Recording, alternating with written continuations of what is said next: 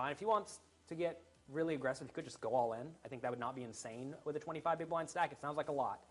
But versus these players who all play great, maybe just shoving is optimal. If you look at a lot of the best heads up, or a lot of the best high stakes players online, some of them will make large shoves versus good opponents.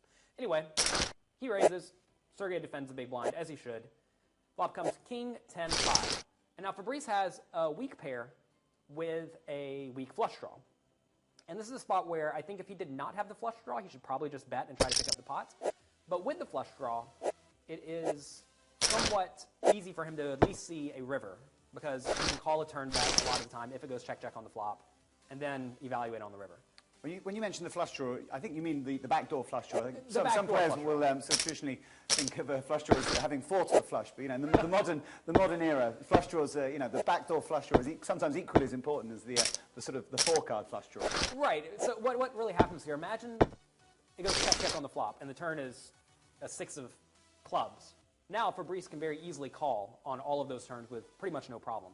But if he does not have the club in his hand, it's way less likely that he can continue on the 6 of clubs, which is kind of an irrelevant card, but it becomes much more relevant when he just randomly win 20% of the time. As you see, he would do if he was to get king, queen in this hand. If a club comes on the turn, he's just going to win sometimes.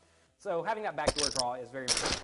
Also, if he bets, as he does, and Sergey calls, I'm not really sure he knows what Sergey is going to call with, because maybe Sergey is folding these hands like queen 9. He has, some people will fold the queen 9 in this spot, and some people will not. And you want to have a clear idea of what you are against and which cards you have to face going to the later streets, like which cards are bad for you. And I don't think Fabrice very cleanly knows that. And when you don't have very good visibility, it's called, you want to keep the pot small because you don't really know how to proceed too well. So anyway, he bets on the flop, and Sergey is going to call. This is a spot where Sergey just has to defend a decent amount of his range when Fabrice bets so small, so that means he must continue with gut shots, as he does. See the 8 of hearts, peel on the turn. So this is going to go check. Yeah, this is effectively a blank on the turn. It's a very good turn for Fabrice. Notice ace queen, queen jack, queen 9, jack 9. None of those hands get there. And for that reason, Fabrice very likely sells the best hand on the turn. If he had the best hand on the flop and he didn't, he's still crushed. So good spot to go check.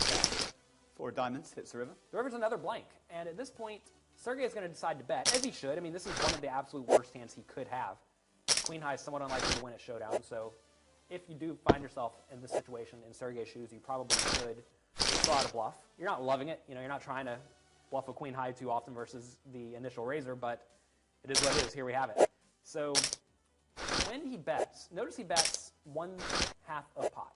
So here, the way you figure out how often Fabrice needs to win is you take the total pot size after Fabrice calls, which will go up to about, we'll call it 18,000. So Fabrice has to put in 4,600 to win 18,000, which means you take 4,600 divided by 18,000,